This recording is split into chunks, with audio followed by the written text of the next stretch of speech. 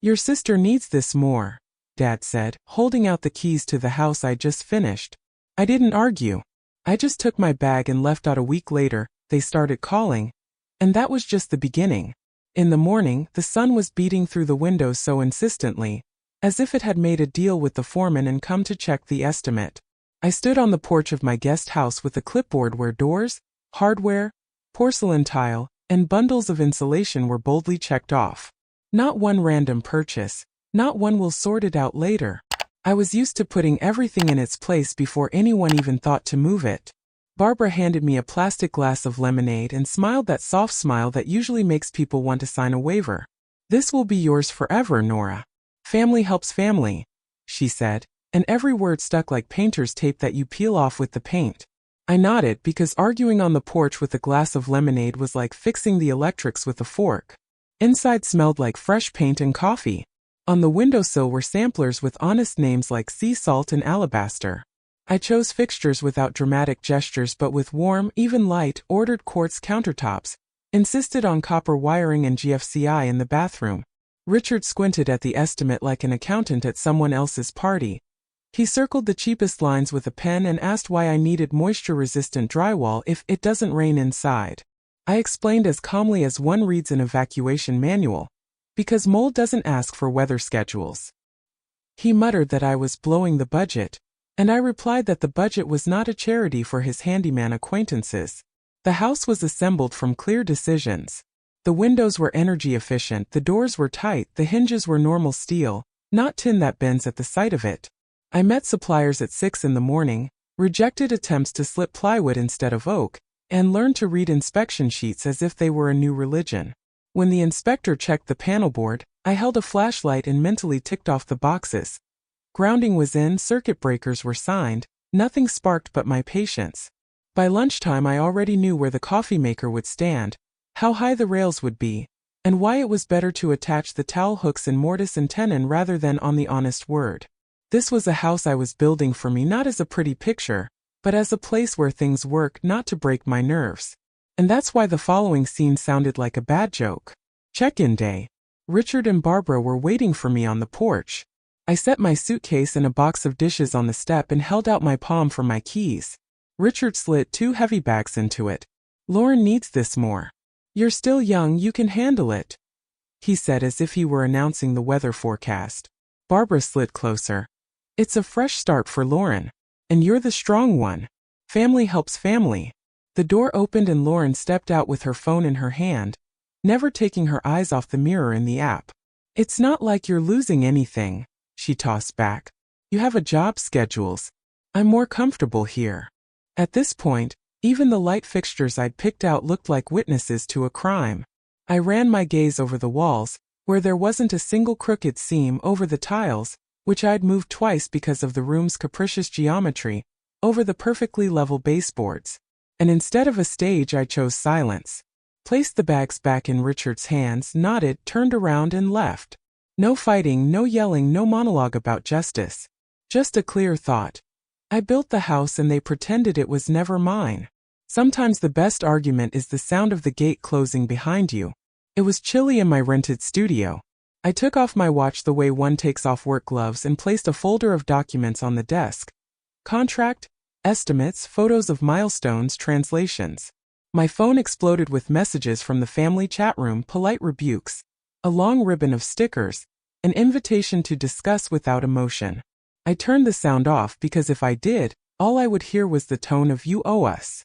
I put the kettle on and took 2 mugs out of the box, a habit I'd picked up since the days when I thought the world was fixable. As the water boiled, a memory hit me. Not because I like to dig into the past, but because the present moment pushed the right button. I'm 12. Lauren and I are waiting for the results of the school competition. I was bound to win because I read aloud every night while she changed her outfits in front of the mirror. I win. The prize is a certificate for summer classes at the university. Richard takes the letter, wrinkles his forehead and says, "Lauren needs a stage and the school library is enough for you." The certificate turns into payment for theater camp. I smile and say nothing, because in our house nothing is the currency the older kids used to pay with. Then there was the car story. New shiny leather smelling. The keys are placed in Lauren's palm. I'm given directions to the bus stop and assured that walking is good for my health. A smile, a nod, a kind admonition, and the weight is tipped to one side so habitually that no one notices the scales anymore. I am neither a saint nor a martyr. I'm just someone who has long believed that adulthood is the ability to tolerate, not the ability to say no. I was back in the present when the kettle clicked on. Pouring the tea, I pulled copies of the material transfers out of my folder. On each one was my signature, my dates, my figures. I checked the inspection sheets. Foundation closed, electrical closed, windows closed. The final deed waiting for the representative of the owner of the plot. The owner is my parents. The representative is definitely not me, judging by the bags handed to me. I folded the papers back neatly, because order was the only thing that remained mine without negotiation. And yes, I could hear my own thoughts clearly. It wasn't the mold that destroyed the walls. It was their greed. But that night, I decided not to argue with anyone's explanation, and certainly not to explain my decisions to them. The next morning I drove to work, turned in my report, came home, and finally allowed myself the luxury of emptiness. No calls to inspectors, no site visits, no tell me where best to buy sealant. Just silence and a window into which light fell that required no approval. The phone lay screen down. I knew at some point it was going to start ringing, not because of congratulations. And I knew something else. I wasn't going to work off someone else's decisions anymore. I hadn't given up on my family. I quit being their backup plan. The truth doesn't require yelling. Silence in one right moment is enough. I went to bed, and for the first time in a long time, I didn't run through my head with arguments that no one cares about but me. Morning had indeed come. And with it came a feeling I hadn't allowed myself in a long time. The feeling that the door had closed exactly where it was supposed to close. What happened next changed everything. You don't want to miss how it unfolded. The first call came at 7:12 in the morning, the hour when coffee is still shy of being strong. The screen flashed Richard's name, and I caught myself holding the phone with two fingers like pliers pulling out a nail. "You've got a leaky roof in there," he said without greeting. "In the corner where you insisted on that expensive subfloor. And the electricity is jumping. You had it all under control, didn't you?" I looked out the window at the dry sky and replied in the tone one uses to read the composition of a medication. "My sections are closed on the deeds." The inspector signed off. "What exactly did you change after you kicked me out the day you moved in?" The pause creaked like a badly oiled hinge. "I found a man," Richard finally exhaled. "One of my own. Quicker and cheaper. They're always stalling and we're on a deadline." I heard a machine clanking somewhere in the speaker, not me. "Cheaper isn't a synonym for the word works," I said. "It's a synonym for the word breaks on time."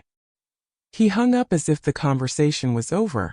20 minutes later Barbara called. "The bathroom smells damp. It's unpleasant. Give me a remedy you know better." I suggested shutting off the water first and then scenting the aftermath. "Start by eliminating the causes, not by buying candles," I said. "And send pictures of the shield and the corner where the stain is." The photos arrived by noon. A dark corner with swollen paint, a socket with burned-out middles and handwritten captions. "Tut. Here too. Not a single snapshot of the contract with his man. Very convenient when here is the fault of someone who no longer has a key to the door." Calls sprinkled in like small nuts from a poorly assembled box. Lauren wrote briefly and without greeting. "Where is the final occupancy permit? Insurance won't cover it without it." I sent a scan of the inspection sheet and highlighted the line. "The final deed is at the request of the lot owner." "Convenient," she replied, "to put it on me." "It's not on you," I wrote. "It's on those who made the decision to kick me out on move-in day."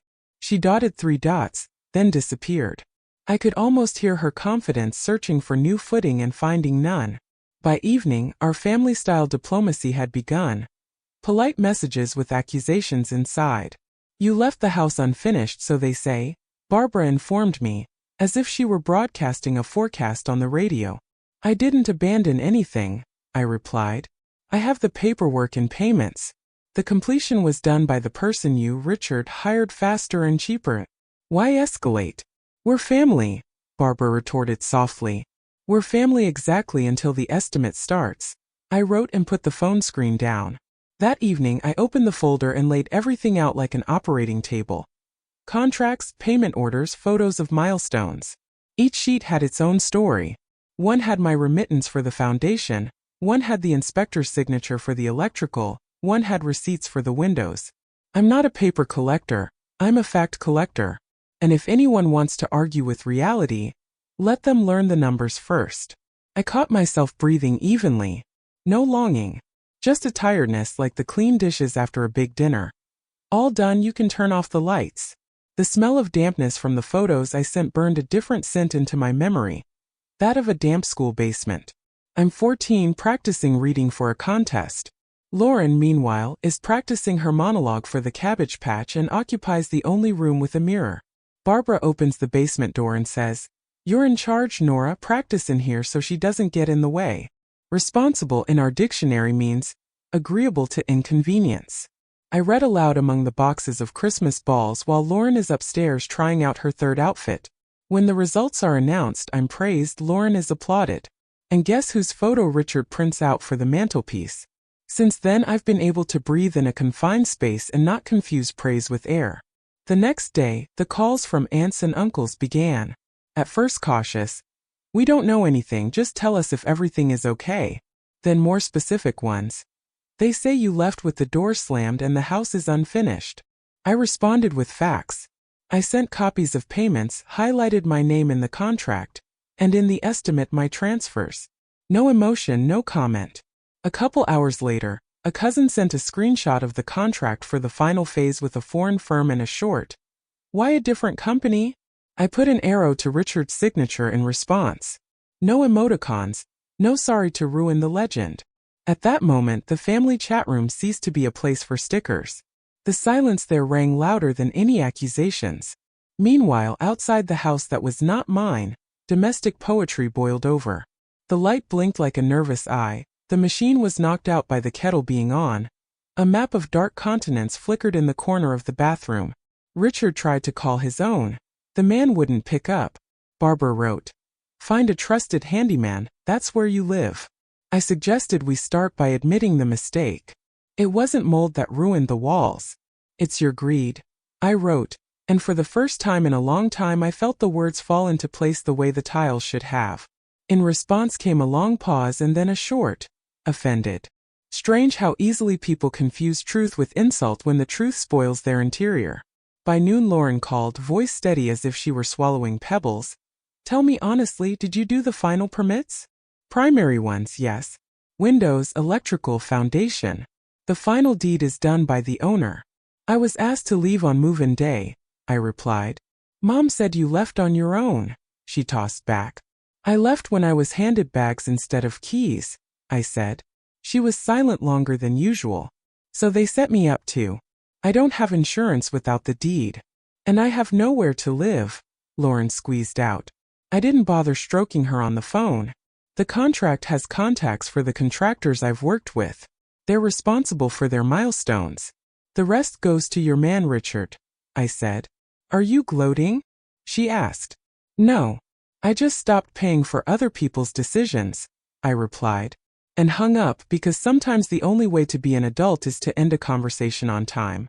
The upstairs neighbor dropped something heavy, and the sound reminded me of dropping a level at a construction site. The body remembers precision.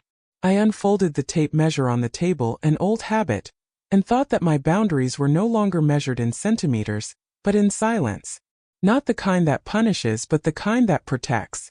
I laid out the documents again, photographed the most important ones, and sent them to my inbox. No secrets. Just a routine. If another conversation is on the horizon, I have my backbone ready. Toward evening came a new wave of pressure in a care package. "Family is about help," Barbara wrote. "This is the climax. Everything you've been waiting for is right here. Stay to see me put everyone in their place." Cars pulled up to Evelyn's house on Sunday, like a free fair where they gave away not only food but unsolicited advice. The veranda smelled of vanilla and chicken, the checkered tablecloth ironed as if it had been ironed for a truce. Evelyn greeted everyone in turn, grabbing everyone by the elbow and asking if you'd like lemonade, as if that was a way to check if you were lying or not. I walked into the house and immediately felt the walls soaked with a mixture of fake coziness and old grudges hidden behind the photos on the shelves. In the living room, Richard had already taken a seat at the edge of the table, the place where it was easiest to escape. Barbara was putting a plate of gratin in front of Lauren, as if she were laying the foundation for her good mood. Aunts and uncles took seats, winking, and I chose a chair across from the window so I could see the trees outside swaying more honestly than the people in this room. Dishes clinked like instruments before surgery, and I knew today wouldn't be without an incision. When everyone had already gotten their food, Evelyn, as if in between, said, "So, how are things going with the new house?" The air froze. Richard coughed. "Minor delays." "It happens," Lauren added. "There's a bit of red tape with the paperwork." I set down my fork, looked at Evelyn, and replied as calmly as one reads a manual when the building is on fire. Everything was going according to plan until Richard changed contractors without my consent. His man did the finals faster and cheaper. After that, there were leaks, electrical problems, and delays on the commissioning certificate. The house was built with my money. The contract and payments are with me. The silence became as dense as a concrete wall. I opened the folder and put copies of the estimate, translations, inspection sheets on the table. No comments, the facts needed no embellishment. Aunt Ruth stopped stirring the tea. Someone froze with a fork in his hand. Evelyn looked at Richard in a way that made him stop being an adult for a second and revert to the state of a boy caught stealing change. Barbara tried to put things back into perspective. "We've been doing better for the family. Nora is special to us, taking over everything." "I took over construction," I said. "And the decisions to replace the contractor and evict me on move-in day are not mine." Richard frowned. "Financial matters are not a topic for the table." "And family betrayals are a topic?" Evelyn asked. "That's where it belongs." Lauren stared at the folder, then at her parents. "They told me everything was ready. I'd move in if I had the paperwork." "The papers could have been processed," I said. "But I was asked to leave before they were processed." The words lay as flat on the table as the tiles I'd moved twice myself. For a few seconds only the ticking of the clock was heard. A cousin asked quietly, "Why change the contractor on the final?" Richard shrugged. "We should have saved money." "You saved money before the walls started being responsible for you," I said. Evelyn nodded as if summarizing. "So much for getting what you bought." Barbara made one last attempt. "Nora, tell me you don't hold a grudge. This is family." I looked at her and said, "I'm not holding a grudge. I'm keeping my distance." The conversation broke off. Someone asked to pass the salad. Evelyn put a pie on the table. The tension went away in their direction, and I got an even silence. After dinner, I helped put the dishes away, thanked them for the food, and went outside. The air was cool and smelled like grass. I got in my car, turned on the headlights, and drove out onto the empty road, knowing that the phone would be silent now, not because of the settings, but for a much more reliable reason. It wasn't mold that destroyed the walls. It was their greed. And I'm no longer their backup plan. "Tell me, would you have stayed at this table?" On the way home, I noticed the light in the window steady, unblinking. And I realized that my life was now burning just as smoothly. I remembered how I had once dreamed of a house of my own, where only I would have the keys. Now I have not a house but freedom, and that is more precious. Evelyn saw me off and said quietly, "The main thing is, don't change contractors for your life." I smiled. She always had a simple engineering of truth. As I drove past the old gas station, I remembered how my father and I used to fill up his old car here. Back then, I still believed we were traveling in the same direction. I held the steering wheel tightly, the way I hold my decisions now, with both hands, without the right to hand over to anyone else. At a stoplight, I caught my reflection in the side mirror, and for the first time in a long time, I saw someone who didn't need to make excuses. I drove past the lot where it all started and didn't even slow down.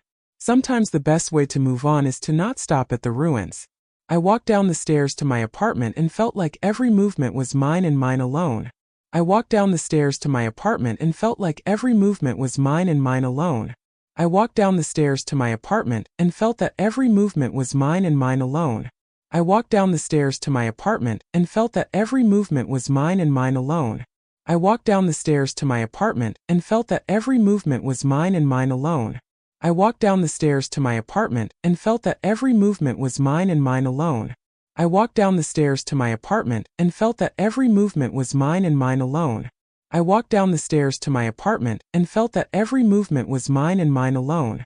I walked down the stairs to my apartment and felt that every movement was mine and mine alone. I walked down the stairs to my apartment and felt that every movement was mine and mine alone. I walked down the stairs to my apartment and felt that every movement was mine and mine alone. I walked down the stairs to my apartment and felt that every movement was mine and mine alone. I walked down the stairs to my apartment and felt that every movement was mine and mine alone. I walked down the stairs to my apartment and felt that every movement was mine and mine alone. I walked down the stairs to my apartment and felt that every movement was mine and mine alone. I walked down the stairs to my apartment and felt that every movement was mine and mine alone. I walked down the stairs to my apartment and felt that every movement was mine and mine alone. I walked down the stairs to my apartment and felt that every movement was mine and mine alone. I walked down the stairs to my apartment and felt that every movement was mine and mine alone. I walked down the stairs to my apartment and felt that every movement was mine and mine alone. I walked down the stairs to my apartment and felt that every movement was mine and mine alone.